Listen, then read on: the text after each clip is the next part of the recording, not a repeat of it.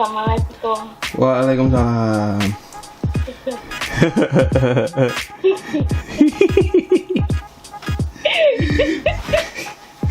Ini nggak apa-apa. Guyungin itu kan diedit ya. Oh enggak. Aduh, mengalir aja. Oh iya. Enggak harus pakai bahasa lu gue tuh, Pak. Hah? Pakai bahasa Jawa enggak apa-apa. Iyalah, aku nggak pernah pakai lo gue. Saya tak opening saya. Oke. Halo semuanya.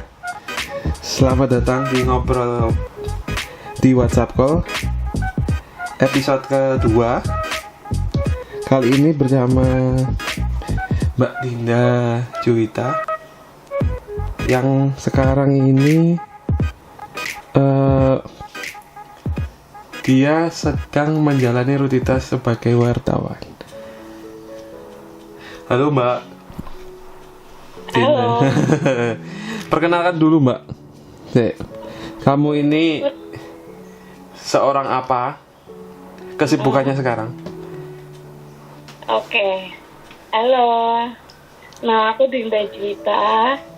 Aku sekarang profesinya wartawan boleh disebutin namanya ya? Boleh. Wartawan di Jawa Pos, desk-nya di halaman ekonomi bisnis. Udah jadi wartawan, udah ini tahun ke-7 mau ke-8 gitu. Oke Mbak. Mbak suaranya kok kenceng ya? Oke. Oh sip. Mbak, pertama iku kok iso kenal ya apa ya? Siapa kita? Heeh. Awalnya biasa. Kenal karena sekantor waktu di Jakarta. Oh sekantor. Terus apa gara-gara dulu metro kali ya? Iya nggak sih?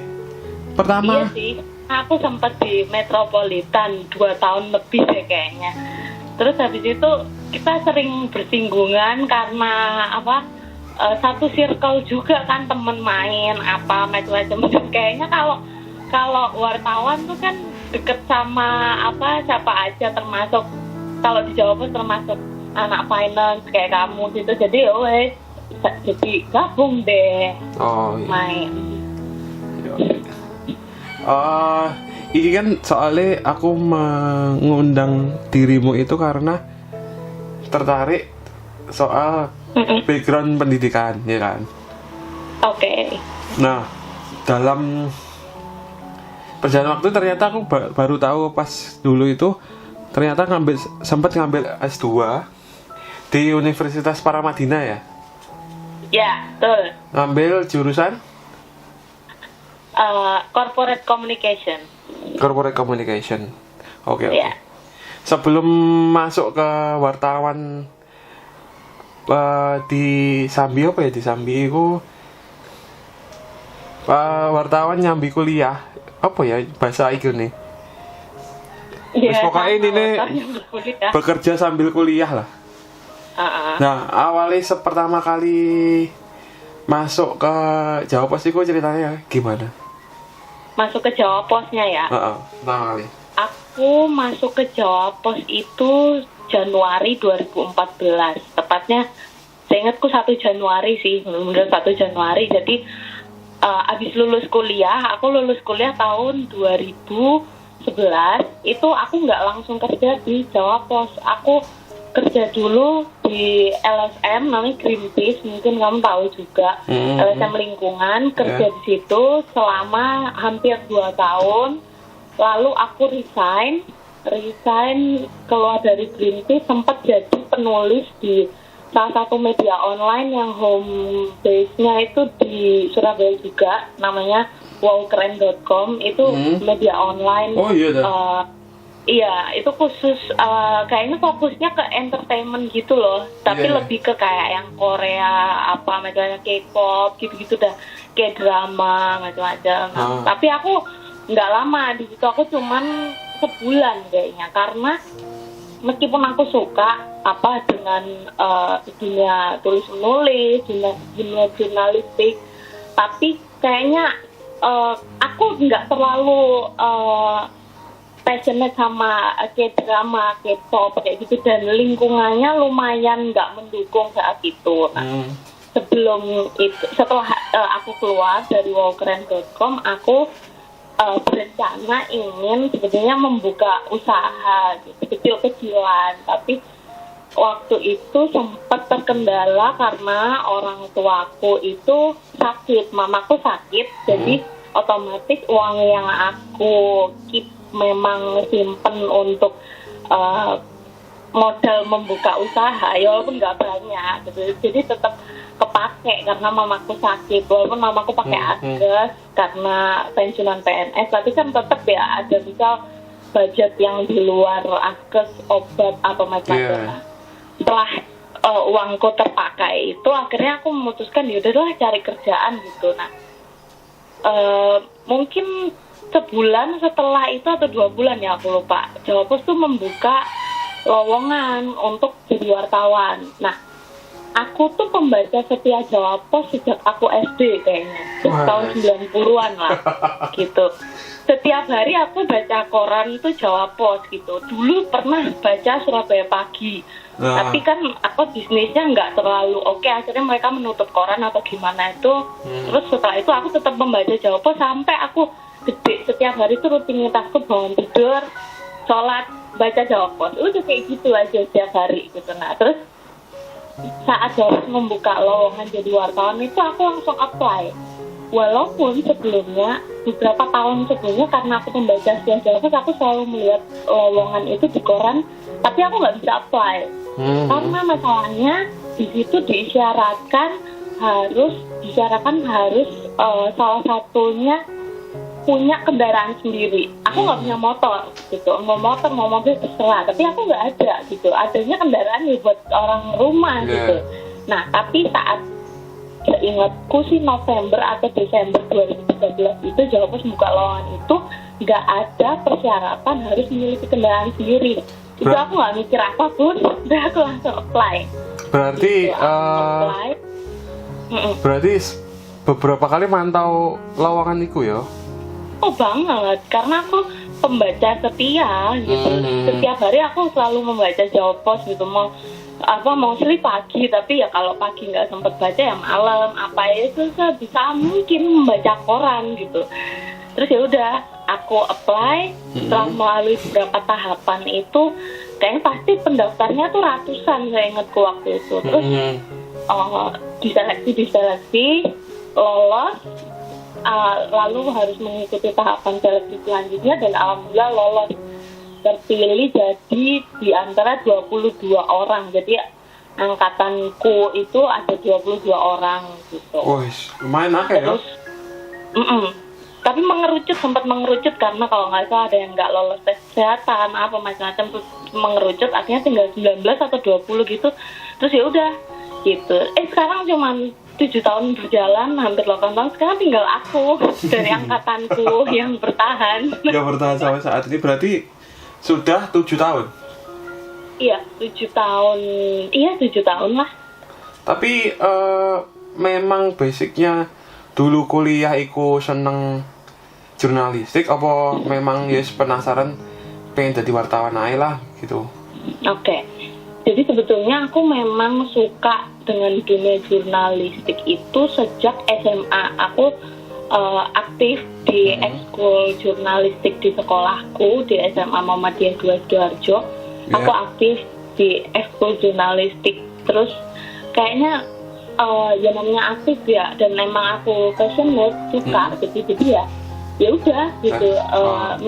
Seneng akhirnya waktu itu sempet Jawa Pos di tahun 2004 ya kalau nggak salah, itu kan sering mengadakan di tahun 2000-an lah Jawa Pos mengadakan kayak jurnalis competition atau macam-macam.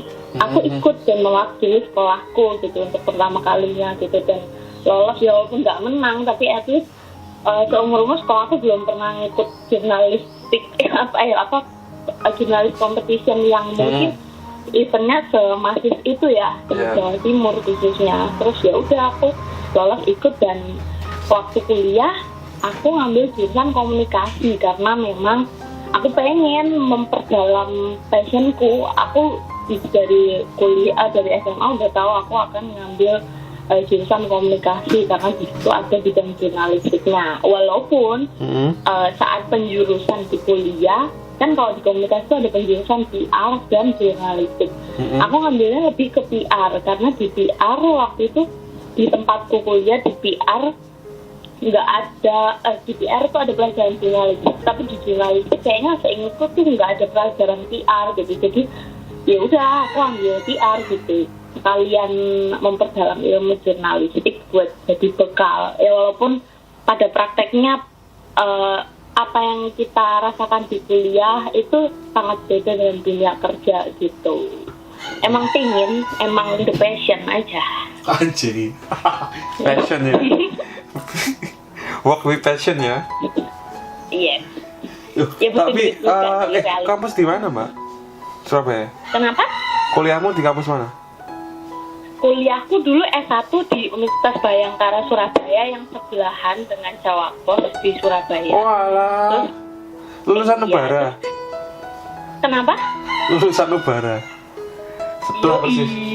Bahkan dulu tuh sempet ada ceng-cengan gitu loh waktu zamanku masuk ke Jawa Pos tuh, kayak ya mungkin aku sadar kampus tuh bukan kampus yang levelnya A gitu, maksudnya yang sekolah UNER kah apa-apa, tapi ya buatku nggak masalah karena yang penting kan apa value orangnya gitu loh. Dan ya udah gitu ya, kalau orang mau ngecengin apa macam-macam urusan ini itu gitu ya terserah mereka toh. Buktinya cuma aku doang yang bertahan sampai sekarang ya kan.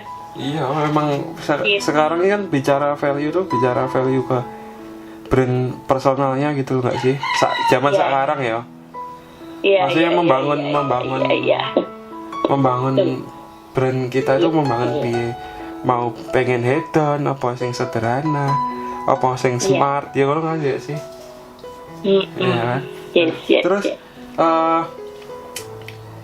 dalam perjalanan tes itu dulu tesnya apa, Pak? Kalau wartawan nulis ya? Seingatku ya waktu itu tes pertama tes wawancara pastinya. Terus apa lagi ya, tes tulis kemampuan ilmu pengetahuan kita. Terus di tes itu juga ada tes kayak wartawan tuh kan harus tahu ya apa dinamika terkini, misal berita yang terkini lah. Nah waktu itu ada itu juga di tes tulis itu. Terus psikotes, terus tes kesehatan, seingatku gitu. Udah lama banget jadi agak lupa. Ada 4 atau 5 tahapan ya, aku lupa gitu. Pertama kali masuk jadi wartawan itu masuk ke bagian apa, Mbak? Pos ya? Aku langsung masuk ke desk ekonomi bisnis. Desknya ya. Padahal sebetulnya aku nggak terlalu tertarik di halaman ekonomi karena waktu dulu ditanya sama redaktur di Jawa Pos, kamu kalau misal nanti udah dipilih ditaruh desk mana gitu, kamu pengennya di desk mana? Aku jawabnya waktu itu lifestyle gitu, karena menurutku ya waktu itu pikirku kan lifestyle mah gampang kayak gitu loh. Dan aku pengen jadi wartawan yang apa, karena aku suka musik, aku pengen jadi wartawan tuh yang di bidang musik gitu loh sebetulnya. Karena aku suka musik, aku dulu suka baca tabloid musik gitu, apa macam-macam tuh aku suka gitu. Ternyata ditaruhnya di halaman ekonomi. Aku bener-bener clueless saat itu, nggak ngerti apapun soal ekonomi gitu. Tapi ya karena aku backgroundnya komunikasi juga ya, bukan background ekonomi. Tapi emangnya waktu itu pelan-pelan awal banget redakturnya ngajarin gitu, bener-bener ngajarin yang basic, ngajarin bagaimana mau liputan ke BPS, Badan Pusat Statistik, membaca data apa macam-macam. Tapi ya nggak diajarin yang istilah Jawanya tuh kayak ngelontok ekonomi gitu. Memang kita di-push untuk belajar sendiri, learning by doing gitu. Belajarnya saat liputan. Ingat nggak pertama kali yang diliput? Liputannya yang di, Mbak? Pertama kali? Aku pertama kali liputan masih ingat di BPS Surabaya. Terus pertama kali ya langsung sendiri ngono ya? Iya. Oh enggak, aku pertama kali liputan di BPS tuh aku ingat masih di tandem sama seniorku. Tapi ya gitu loh, ya bayangin, aku nggak ngerti apapun soal ekonomi ya. Aku anak komunikasi yang tidak punya background apapun soal ekonomi gitu. Begitu liputan gitu langsung, wih, apa nih kayak gitu, maksudnya data inflasi. Ya aku tahu inflasi, cuman ya apa gitu loh datanya gini, gimana membaca datanya kayak gitu. Awal-awal gitu sih, gitu agak apa ya, kok ekonomi itu kayak bukan inilah, bukan bacaan tiap hari lah. Jadi ya iya, bukan untuk sebagian orang tuh bahasan ekonomi itu kan bukan bahasan yang familiar ya, kayak misal ada istilah YOY yang aku dulu nggak ngerti itu YOY, MTM, ternyata waktu udah di pelajaran year on year, month to month kayak gitu loh. Ya emang harus belajar sih, sebetulnya harus rajin membaca, harus nggak boleh sok pinter, sok tahu kayak gitu, harus benar-benar merendah supaya bisa belajar, supaya bisa menguasai gitu. Itu tahun 2014 sampai tahun berapa? Sampai apanya? Akhirnya kan diputuskan dipindah ke Surabaya, ke Jakarta itu gimana? Pindah ke Jakarta bulan Oktober 2014. Aku nggak dikasih waktu buat mikir panjang tuh, kayaknya cuman Hamin 2 minggu mau dipindah ke Jakarta. Aku ya udah gitu, kamu mau nggak pindah ke Jakarta gitu, kamu dipindah ya kayak gitu. Nggak nanya kamu mau nggak gitu, nggak dong, kamu ditugasin pindah ke Jakarta gitu, nggak tahu sampai kapan kayak gitu. Langsung ya, langsung kayak akhirnya kayak angkatan ngono ya, dapat tugas ini. Iya. Lebih ke waktu itu nggak ada bayangan ya gitu, maksudnya pindah ke Jakarta gitu ngapain gitu, maksudnya bukannya iya aku tahu aku kerja gitu, tapi kan kayak ya aku nggak pernah tinggal hidup di Jakarta, walaupun banyak saudaraku yang di sini ya, cuman nggak pernah punya pengalaman tinggal hidup di Jakarta gitu loh, jadi clueless gitu. Tapi ya mau gimana, namanya juga pekerjaan gitu, mata pencaharian gitu. Ya aku bisa aja sih aku menolak lalu aku resign atau apa, tapi saat itu aku nggak berpikir untuk menolak, karena ya ini pekerjaan yang aku inginkan, yang aku nyaman gitu, ya sudah gitu. Namanya juga challenge ya, ya udah jalanin gitu. Berarti cuma beberapa bulan tok ya di Surabaya, Mbak? Cuman 10 bulan. Terus mamahmu komentarnya?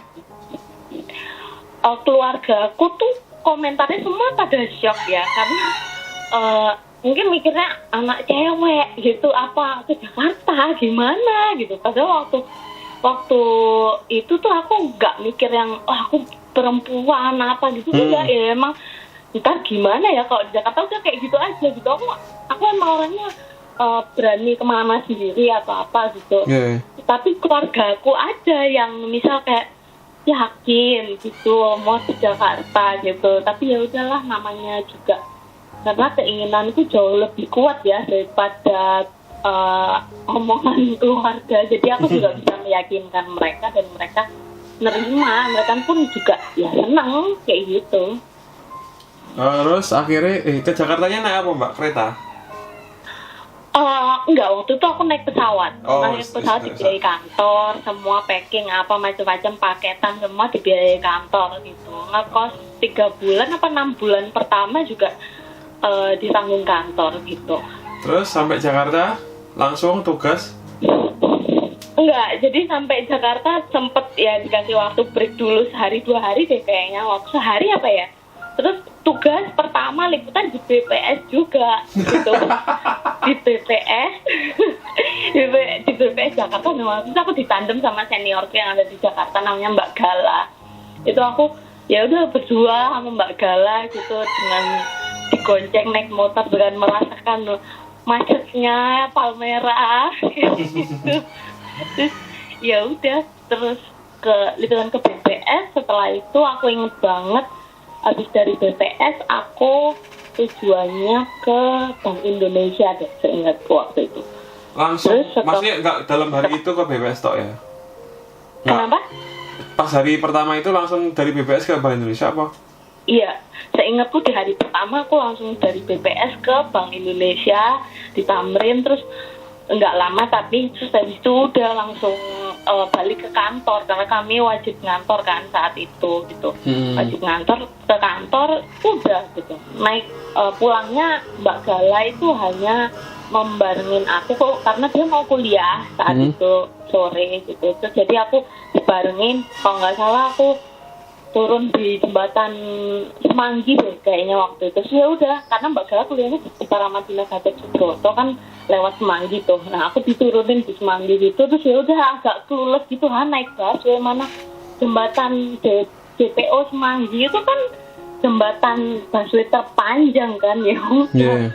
Udah pertama kali naik busway udah terus ya udah bisa nyampe ke kantor dengan selamat gitu deh. Akhirnya jalan beberapa lama, berapa bulan nih kok? Piye Mbak perasaanmu? Nyaman? Apa ternyata gimana? Di Jakarta jujur kalau seingatku ya waktu itu aku awal-awal di Jakarta tuh bener-bener yang kayak sempet kayak desperate pengen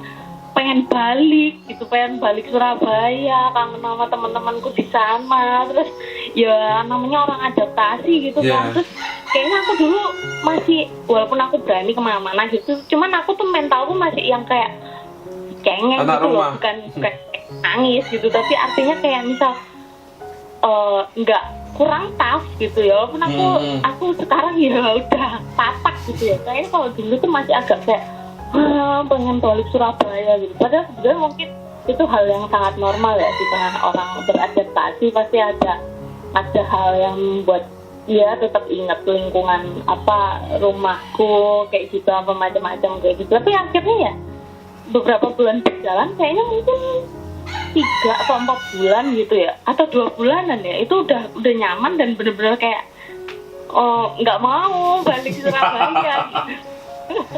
Berarti penyesuaiannya sekitar 2 bulan lah ya, homesick. Iya, terus sekitar 2 bulanan. Dan karena waktu itu ada teman-teman yang sangat mensupport, waktu itu punya pasangan juga yang di Jakarta gitu. Enggak dong. Tapi soal kebiasaan Mbak, 10 bulan soal kebiasaan 10 bulan di Surabaya sama akhirnya di Jakarta, yang kelihatan berbeda banget apa? Yang kelihatan berbeda banget kayaknya lingkungan kantornya ya.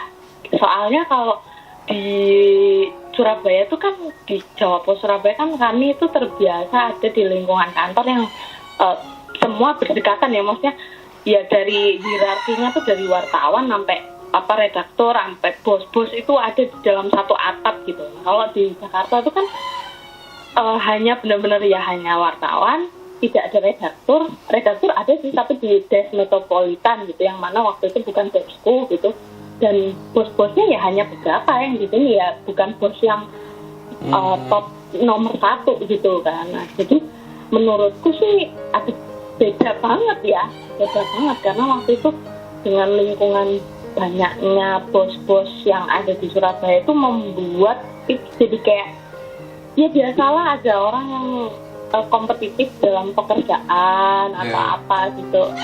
Sorry tuh sih kalau misalnya ada yang sikut-sikutan, tapi itu memang ada gitu realita, dan sepertinya di semua sektor pasti ada gitu, nggak cuma media aja. Tapi kalau di Jakarta vibes-nya tuh beda, kayak ya karena kami semua rata-rata perantau jadi mempunyai perasaan senasib gitu, otomatis ya udah jadi lebih kayak keluarga sih waktu itu. Walaupun banyak yang senior tuh di Jakarta, justru yang senior di Jakarta, tapi mereka ya sama aku yang masih baru banget itu ya kayak ngerangkul gitu, kayak keluarga gitu, kemana-mana bareng gitu, nggak kayak di Surabaya gitu.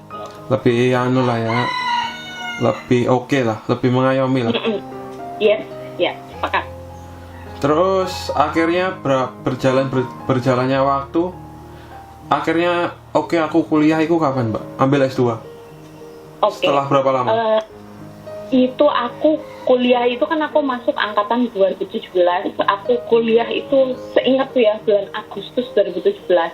Nah, awal mula keinginan kuliah itu muncul itu mungkin 2 tahun sebelumnya gitu, karena waktu itu lingkunganku sangat mendukung gitu, maksudnya di Jakarta ya, karena seniorku ternyata banyak yang juga nyambi dari wartawan juga mereka menempuh pendidikan S2 gitu macam-macam.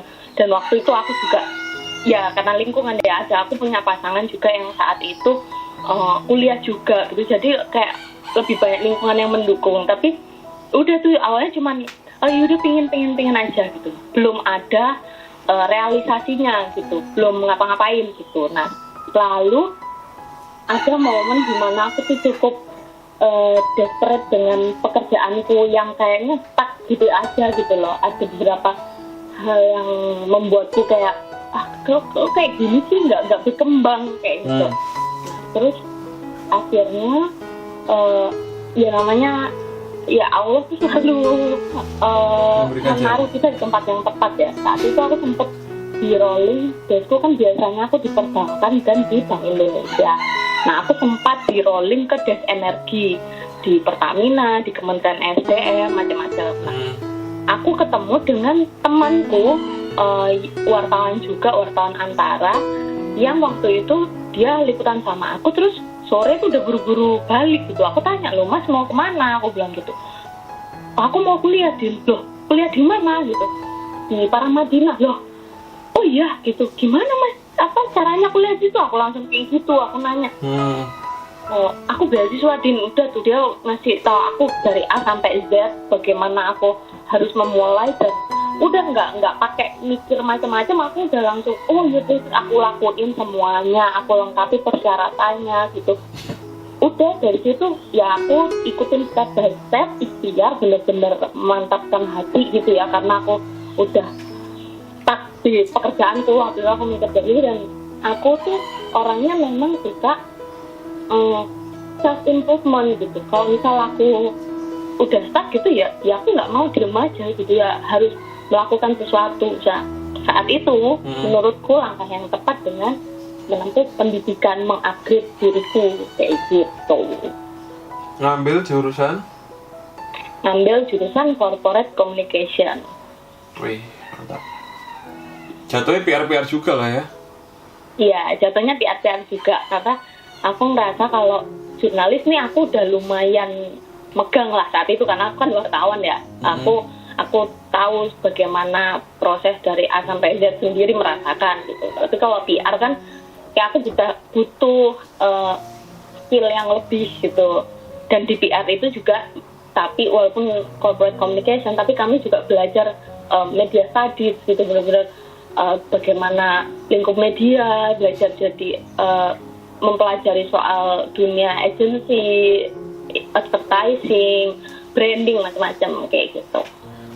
Berarti kuliah 2017 kan akhirnya kan kuliah sambil kerja sambil kuliah. Awal-awal cerita sing soal struggle-nya siang liputan, sore nulis, malam kuliah itu piye, Mbak? Iya, jadi waktu aku rutinitasnya lah. Kenapa? Rutinitas di saat kerja sambil kuliah.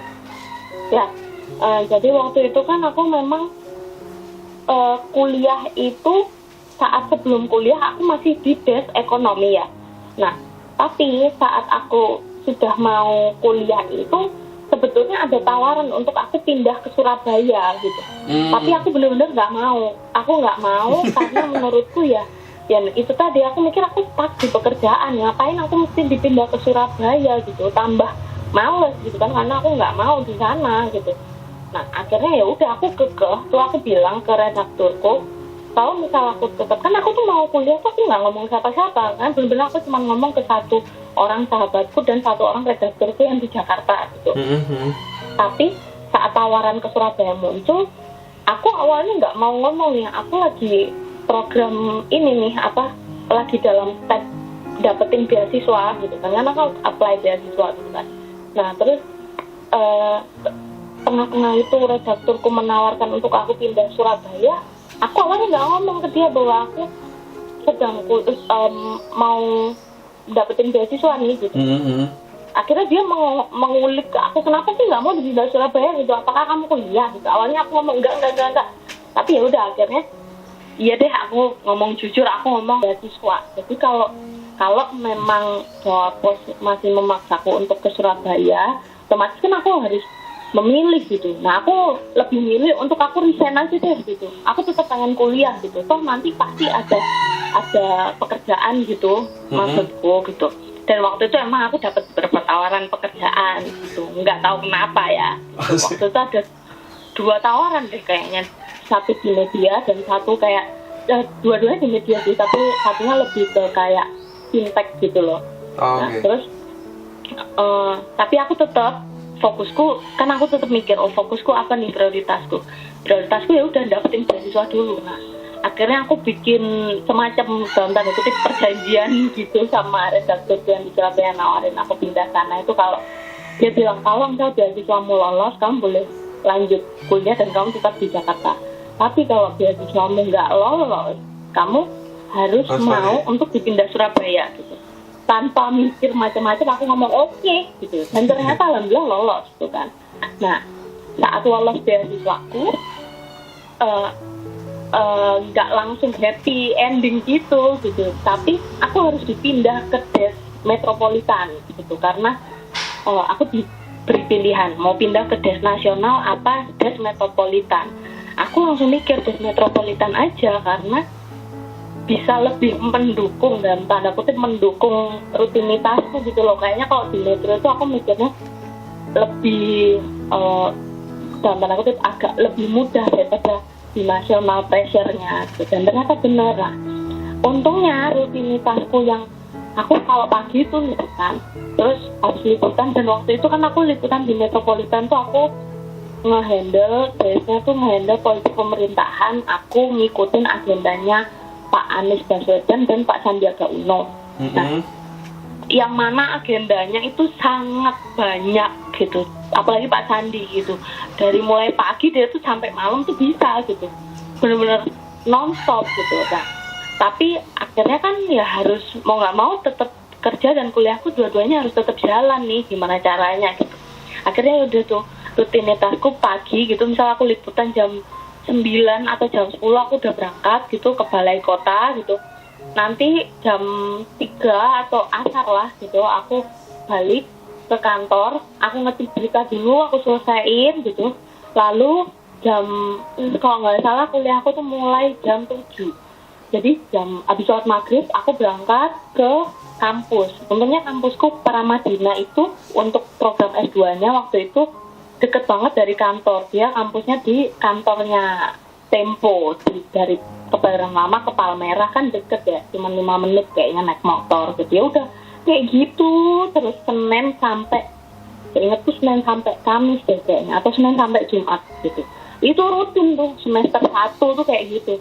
Bener-bener rutinitas yang bikin orang tipes lah kalau nggak kuat gitu. Tapi untungnya ya bisa survive waktu itu. Sepusing gitu. Apa? Kenapa? Sepusing apa pas saat itu? Sepusing tuh lebih pusing itu kayak dapat kuis belajar. Iya. Kan harus belajar aku kayak tuh gitu. lebih pusingnya tuh kayak bagaimana caraku memanage waktu, misal mengerjakan tugas gitu. Aku ada satu mata kuliah yang aku inget banget karena itu pengalaman yang lumayan memalukan. Aku lupa ada deadline submit tugas mata kuliah itu harusnya misal disubmit jam 8 pagi gitu. Nah aku tuh baru ngerjain itu habis sholat subuh karena aku lupa. Nah itu kan kenapa aku bisa lupa, karena aku sangat buruk memanage waktuku saat itu ya. Bener-bener adaptasinya tuh jungkir balik banget. Nah kena saat ya namanya nggak optimal ya, akhirnya aku ngerjain tugasku. Akhirnya dalam sekelas itu nilaiku tuh yang paling jelek. Aku tahu karena nilainya tuh dipajang di sistem akademik gitu kan. Otomatis aku ngeliat,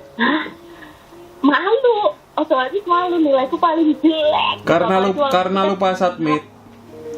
Kenapa? Apa karena hasilnya memang yang dikerjakan nggak sesuai? Karena yang aku kerjakan nggak sesuai, karena aku baru ngerjain last minute, otomatis preparationku tuh sangat buruk kan untuk mengerjakan satu tugas itu. Terlebih malah dipajang lah nilainya di sistem akademik yang semua orang bisa melihat. Dan aku kan mikirnya, oh iya tuh, kalau di kampusmu nilai dipajang? iya waktu itu gitu ada satu dosen itu ya yang waktu itu menunjukkan nilai itu gitu kan. Terus nilai itu tuh yang paling jelek, bayangin. Aku tuh kan satu malu, dua malunya lagi karena lah aku ini kan dapat beasiswa gitu loh.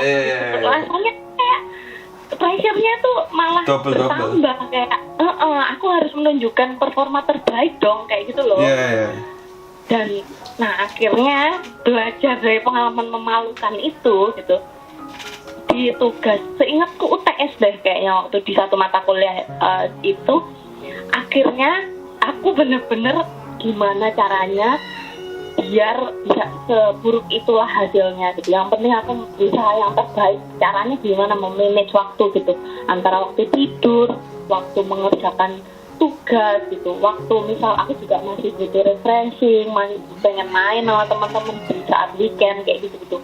Tapi ya udah, kalau nanya ke teman-temanku yang liputan di balai kota aku sering lagi pengen liputan gitu, misal pas lagi break nggak ada agenda, orang-orang pada ngetik berita tuh aku nyambi ngerjain tugas gitu di laptop, aku kerjain gitu. Jadi tugas misal deadline-nya hari Jumat, nah aku dari 2 minggu sebelumnya atau misal dari tugas itu diberikan tuh aku udah nyicil gitu. Dan ternyata benar gitu, hasilku aku dapat nilai terbaik di kelas saat itu. Benar-benar nilaiku 100, nggak ada salahnya gitu. Itu kan rasanya langsung jadi gini toh cara memanage waktu biar hasilnya maksimal kayak gitu loh, bener-bener. Ini ya kayak gitu. Aku emang harus digituin dulu kali ya biar bisa bener-bener lepas diriku supaya lebih baik memanage waktu kayak gitu. Tapi menurutku memang semua ya, seseorang sing kuliah ngambil S2 terus disambi kerja, maksudnya kerja nyambi kuliah itu menurutku kayak ekstra 2 kali pikiran yang harus dicurahkan ngono lho, enggak sih? Makanya aku ya termasuk salut ae ngono. Kok sempet ya kuliah, padahal misalnya yes ngapain kuliah maneh ngono lho. Sedangkan wis berpenghasilan lah. Tapi kan betul. Memang benar sih, ekstra itu emang harus gitu, karena ini adalah pilihan yang sudah aku buat sejak awal gitu. Jadi aku harus mau menerima resikonya bahwa waktu mainku mungkin tersita untuk mengerjakan tugas gitu. Untuk di saat temanku misal habis ngetik bisa ya leye-leye atau mungkin cari makan malam-malam, jalan-jalan kemana. Aku enggak, aku kuliah. Habis kuliah aku cuma pengen tidur gitu.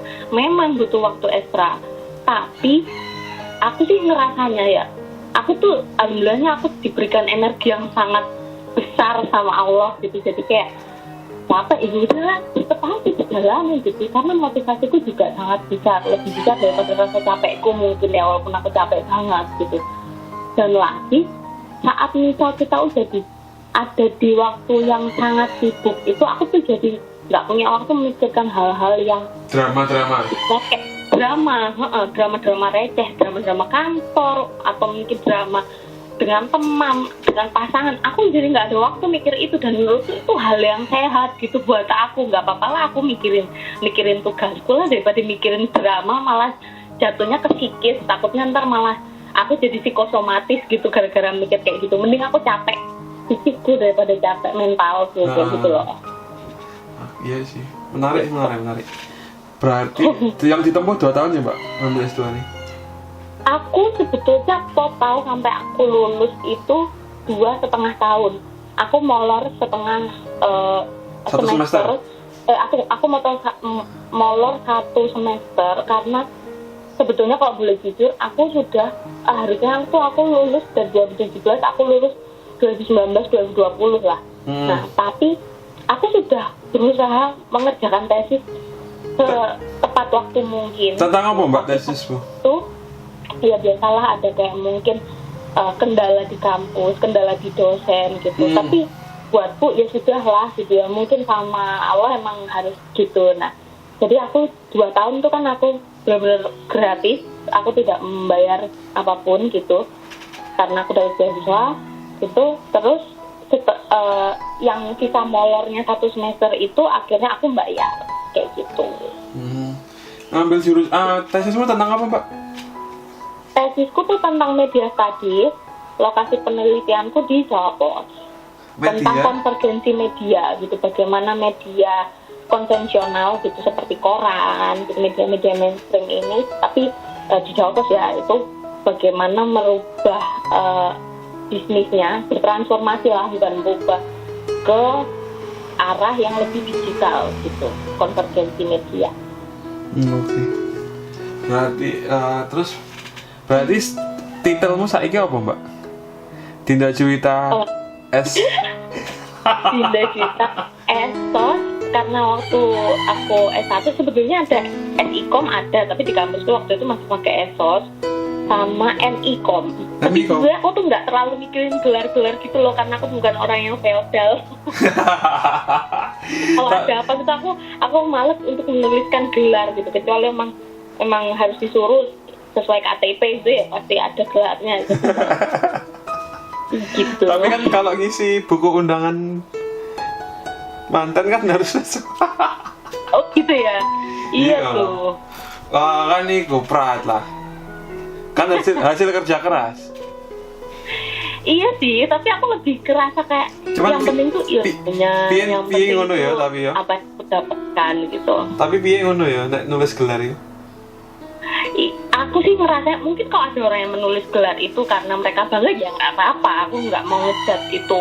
Itu apa sih kayak gitu, enggak gitu. Cuman kalau aku suruh nulis gelar itu kayak apa sih, malah aku kok keri gitu loh.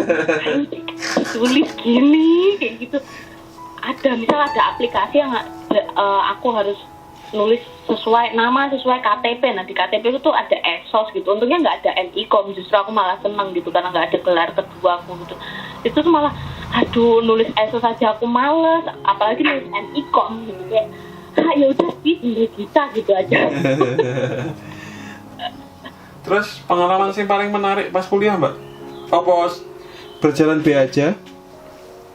Oh tentu saja tidak. Jadi pengalaman menarik itu banyak, tapi yang sangat aku senengin dan sangat aku syukuri itu aku ketemu dengan teman-temanku yang dari berbagai macam latar belakang dan mereka yang lebih tingkatnya tuh lebih advance lah dari aku. Kayak misal teman sekelasku tuh yang news anchor, yang di tempatnya dia di medianya dia tuh dia jadi eksekutif produser kayak gitu. Dan ya apa ya, saat kamu kuliah gitu kayak aku misal ngambil S2 terus reconnecting guys.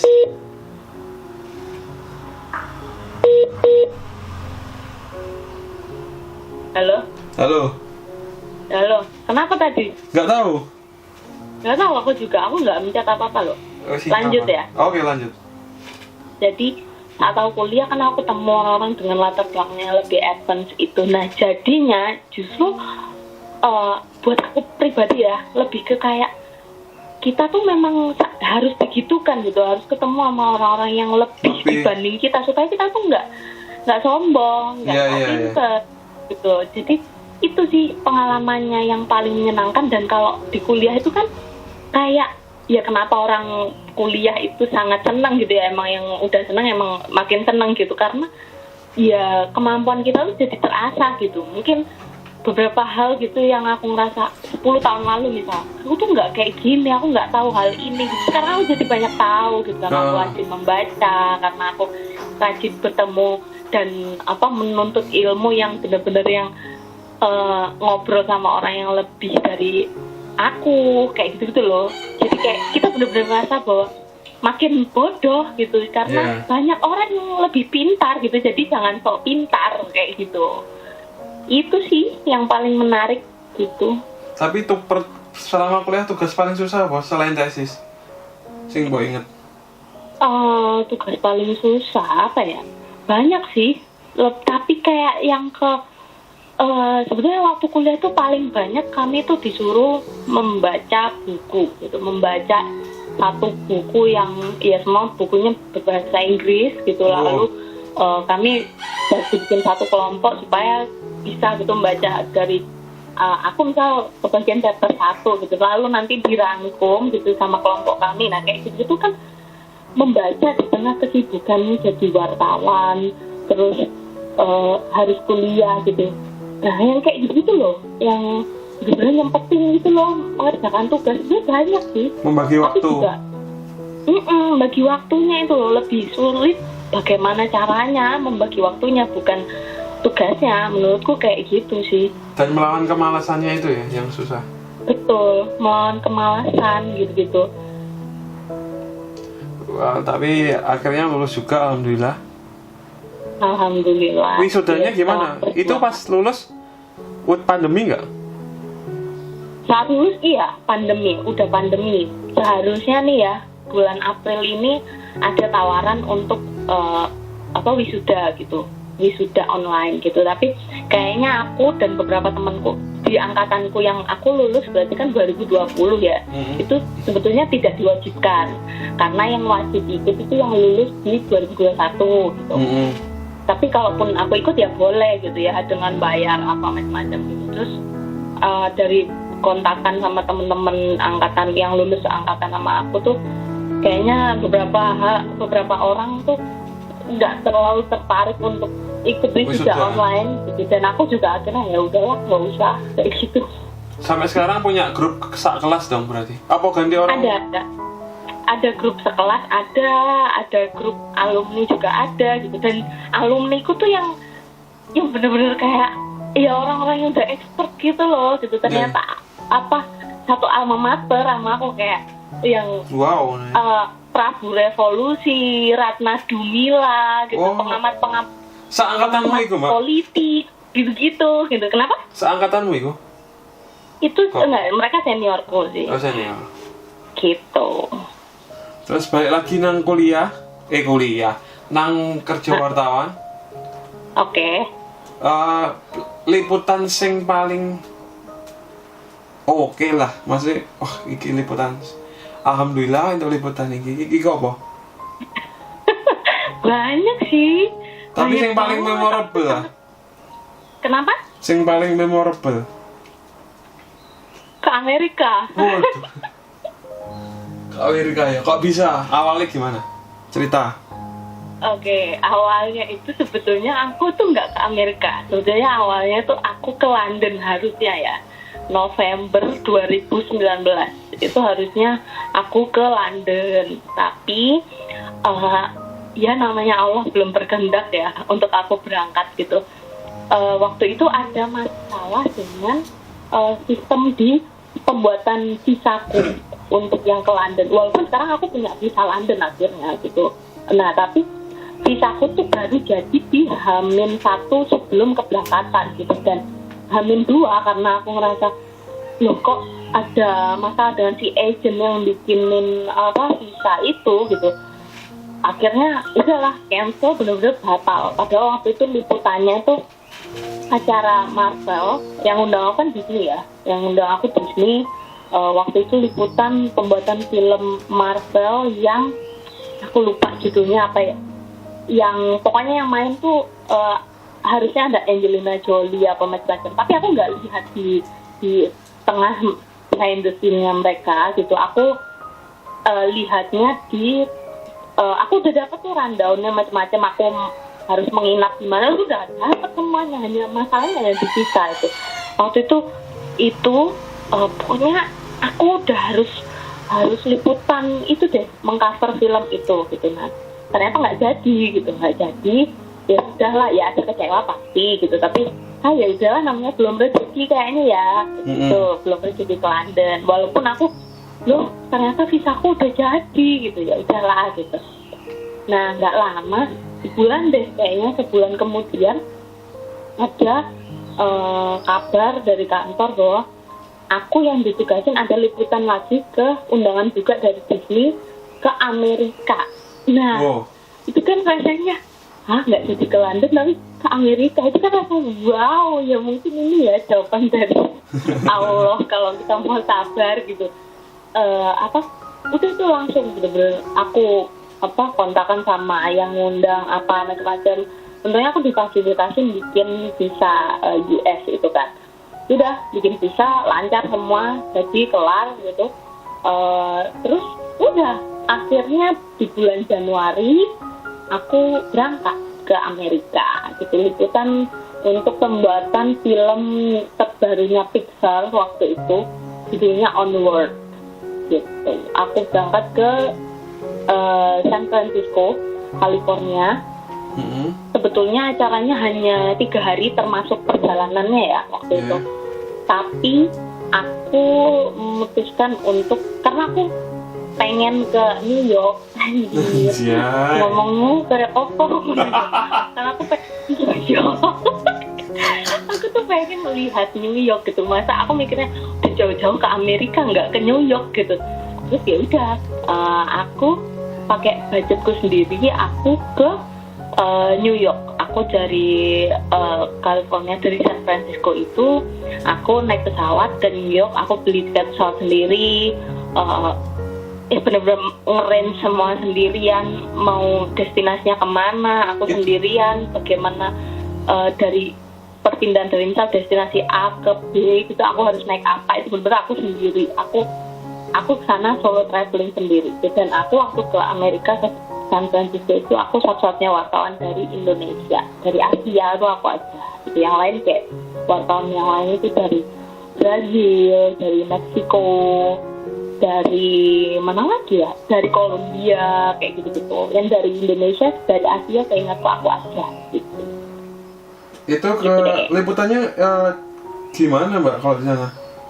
Cuma datang ke kantornya terus dijelaskan kayak room tour gitu-gitu apa? Iya, aku liputannya melihat bagaimana proses kreatif pembuatan film Onward itu dan mewawancarai director dan sutradaranya. Nah, aku liputan itu, lokasi liputannya di Pixar, di studio Pixarnya itu di Emeryville, California.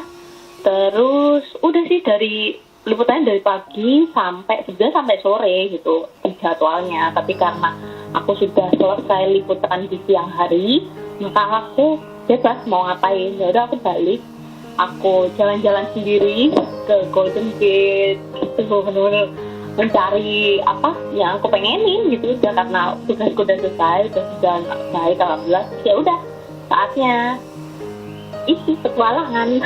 Gak nyangka ya sebenarnya. Nggak nyangka banget bro, dan kayak selama ini ya yang aku tahu kayak misalnya yang di Jawa Pos gitu yang bisa liputan ke kayak Amerika atau apa, itu kan level mungkin redaktur, ya ada sih pasti wartawan yang udah pernah kemana-mana itu ada gitu. Tapi begitu kesempatan itu jatuhnya ke aku tuh rasanya kayak lah ini beneran kayak gitu loh. Gitu. Dan akhirnya terwujud setelah gagal di London. Betul, alhamdulillah terwujud. Amerika lagi. Ah ya, gak manggung-manggung ya. Seharian kan itu pesawatnya? Iya, seharian, dan kan ada time zone yang berbeda ya, perbedaan waktu gitu. Jadi seharian 24 jam lebih deh, kayaknya hampir 48 jam kalau di total ya, sekalian sama perbedaan time zone itu. Kayaknya hampir 48 jam gitu deh aku di jalan gitu. Iya. Menarik sih, Jan. Menarik. Itu pesawat naik pesawat ngapain? Nonton, bosen, tidur bosen? Iya, kayak gitu. Nonton, makan, paling sering makan karena kan itu kan apa mau tidur dia dibangunin, ada meal ada macam-macam lah pokoknya. Ya sebenarnya bosan sih, tapi ya lebih ke perasaan excitednya gitu loh, lebih ke ya Allah alhamdulillah ya aku bisa kesini gitu-gitu. Ya nonton, pas musim salju juga jalan ya? Kaki gitu di pesawat gitu, karena kan capek ya duduk terus ya, jalan gitu ke toilet apa gitu. Airlines-nya apa? Kaki gitu. Pesawatnya apa Mbak? Turkish? Pesawatnya waktu itu Aku dari Jakarta, aku kan ke Jepang dulu tuh, anjay. Ngomongnya koyo Jepang iku ngono ya. Jepang iku kok rawa belum. Iya, aku dari Jakarta, aku naik Japan Airlines ke Jepang. Nah, setelah itu naik dari Jepang ke Los Angeles, dari Jepang ke Los Angeles, dari Los Angeles baru ke San Francisco. Nah itu aku naik Japan Airlines sama American Airlines. Tapi pengalamannya so far so good ya di Amerika. Iya, Nggak ada kendala ya. So far so good banget. Tapi yang paling seneng ya pas aku ke New York, karena itu bener-bener kan main, aku me time, aku nggak mikirin kerjaan gitu, aku bener jalan kaki, enak lah pokoknya. Pas musim apa? Salju? Waktu itu masih musim dingin dan rezekiku dapat salju di hari kedua aku di sana, aku dapat salju. Sebelum ke sana tuh aku benar-benar sangat well prepare. Sebelum berangkat ke Amerika, waktu di Jakarta tuh aku udah riset, aku udah sering nonton YouTube soal Amerika, bagaimana cara naik subway supaya nggak salah jalan, kayak gitu-gitu. Inilah pokoknya harus well prepare gitu. Jadi pas di New York, karena kan sendirian, aku nggak sama siapa-siapa gitu. Waktu di San Francisco juga sendirian, tapi kan waktu liputan ada temennya wartawan dari seluruh dunia itu. Tapi waktu di New York benar-benar ya udah sana kemana-mana sendirian, nggak kalau nggak well prepare ya amsyong gitu. Servisnya dari orang Disney-nya gimana, Mbak? Servisnya sangat baik, mereka sangat welcome. Aku tuh bukan yang wartawan, kan beberapa aku tuh ada yang seneng kayak diladeni gitu ya. Kalau aku tuh malah kurang srek kalau kayak gitu, karena menurutku ya udah aku bisa ngapa-ngapain sendiri kok gitu, kayak mereka nggak perlu repot-repot yang kayak gimana. Tapi so far ya mereka sangat welcome, sangat misal aku butuh apa gitu ya mereka provide gitu. Tempat yang paling seneng mbak kunjungi apa kemarin? Sing koyo apik banget yo ngono. Koyo ning di New York. New York di mananya sih? Kotanya ya? Maksudnya aku di Manhattan. Oh, di Manhattan. Iya. Kalau di Indonesia Magetan. Iya bener-bener Magetan. Gitu deh. Cuman kota ngono ya Mbak view nih. Kalau New York. Kenapa? Kalau New York itu cuman kota tok ya. View. Iya, gitu. Dan dari San Francisco ke New York itu dua wilayah yang dengan topografi yang sangat beda gitu. Kayak di San Francisco aku lebih banyak melihat kayak rumah penduduk apa macam-macam gitu. Tapi kalau di New York kan benar-benar city view gitu, aku ngelihatnya gitu. Banyak gedung tinggi gitu. Iya. Aku dilihat di YouTube juga orang. Jadi di YouTube itu aku pernah lihat orang jalan kaki di Manhattan. Pas gerimis ngono lho. Kayak bener-bener se-crowd iku, maksudnya emang jalan kaki pakai jas, pakai iku. Iya bener. Kayak bener-bener swibo banget. Aku seneng melihat kota gitu, seneng melihat peradaban manusia di perkotaan gitu, kayak ngelihat orang bagaimana dia jalannya cepet. Ya aku jalanku juga cepet gitu ya. Tapi bagaimana mereka jalan cepet, terus stylenya keren gitu, terus ke Times Square sih paling seneng. Oh iya, Times Square itu. Iya, karena ya ampun keren banget gitu, dan lebih ke perasaan bahwa ya ampun aku bisa nyampe sini sendirian gitu. Itu tuh priceless lah, perasaan yang nggak bisa digambarkan dengan kata-kata. Ya seneng banget sampai kayak misal ya aku nggak setiap aku post apa ke sosmed gitu ya, tapi ya aku benar-benar menikmati waktuku gitu, tanpa aku harus bikin instastory dulu, harus makan instastory dulu, enggak gitu, karena perasaan gitu biar lebih mindful lah. Gak di instastory tapi di save aja lah ya. Iya. Oh gak sing standby kameranya tangan terus. Yang penting stok foto 2 tahun ke depan masih cukup lah. Dan merasakan pakai code ya. Iya enak loh. Jadi anjir, kok kalau di Jakarta keren itu gitu loh kayaknya. Begitu di Amerika anjir kapan lagi pakai ini kayak gitu. OOTD.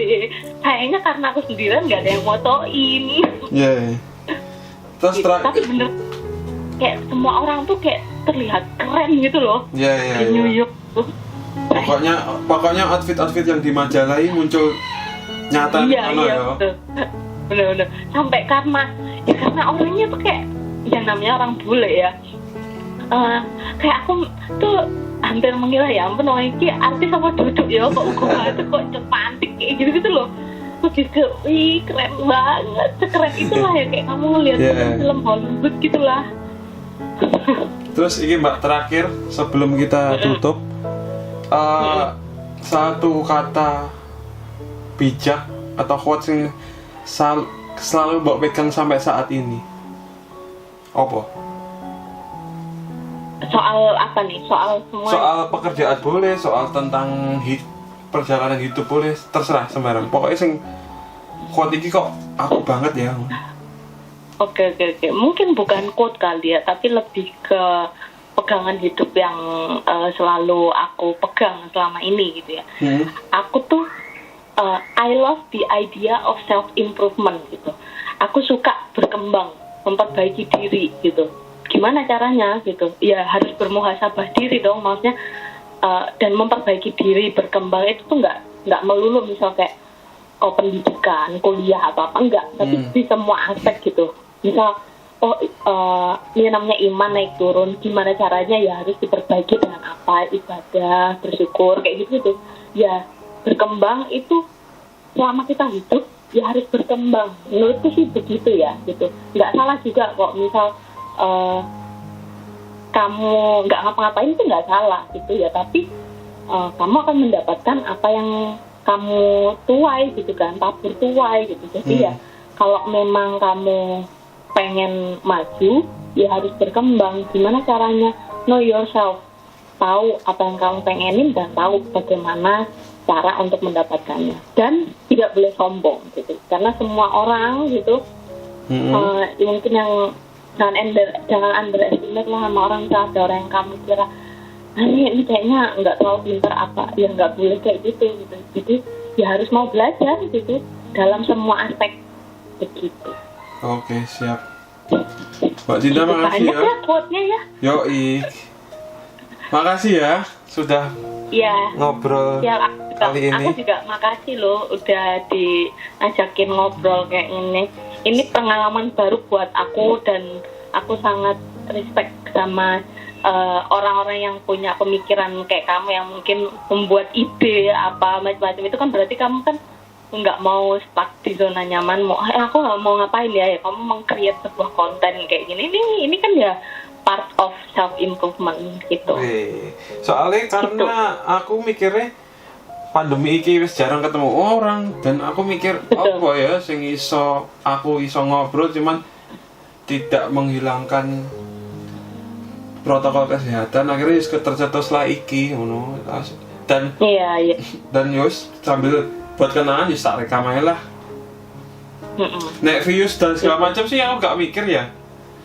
Enak. So idealis. Tapi ya nggak apa-apa sih, kan keren ya. Apapun yang kamu lakukan, at least kan itu yang kamu sukain gitu, dan nggak salah juga kok bikin konten kayak gini gitu. Iya sih, seneng sih aku. Dan apa ya, maksudku banyak hal-hal yang baik di luar sana loh yang harus diobrolkan. Dan betul. Di circle pertemanan itu sendiri pun nih banyak orang-orang luar biasa, makanya aku ya wis lah tak bikin kan kita betul. Iya tuh yang kayak gitu tuh aku respect banget sama orang-orang yang mau peka sama sekitar kayak gitu. Jadi juga akhirnya kan ada lagi juga mungkin orang juga mungkin harus ya bahwa orang dengan IQ tinggi itu belum tentu diiringi dengan EQ, emotional quotient yang tinggi juga gitu. Karena banyak aku menemukan orang yang pintar secara akademis tapi tidak pintar secara emosional, artinya mereka kurang berempati gitu. Mereka memperlakukan orang lain dengan seenaknya mereka gitu, dengan tidak semestinya kayak gitu. Semestinya yaitu orang harus belajar empati, bagaimana mendengar orang lain tuh benar-benar mendengar, memahami untuk berada di posisi orang itu, bukan untuk menjawab gitu. Jadi misal ada orang apa gitu, ya sudah dengarkan gitu, berempatilah pada orang itu. Jadi jangan kayak, oh kamu kayak gini, oh ya kamu harusnya gini, enggak gitu. Ya udah berempati itu. Gitu sih. Oke, Mbak, siap. Terima kasih yo. Sama-sama, Bro. Sampai jumpa lagi kalau mau ngobrol sama aku. Yoi. Nanti kalau ke Surabaya kabarin lah. Kenapa? Kalau ke Surabaya, pulang Surabaya. Siap, insya Allah Kita kasih kabar. Berjumpa lagi. Oke, Tetap siap. semangat. Makasih yo. Iya, Sampai ketemu sama-sama. lagi. Ya, Bro. Sehat-sehat terus di sana. Ya. Jaga kesehatan. Salam Oke. buat istri dan anak ya. Oke, siap. Terima kasih. Assalamualaikum. Oke, waalaikumsalam.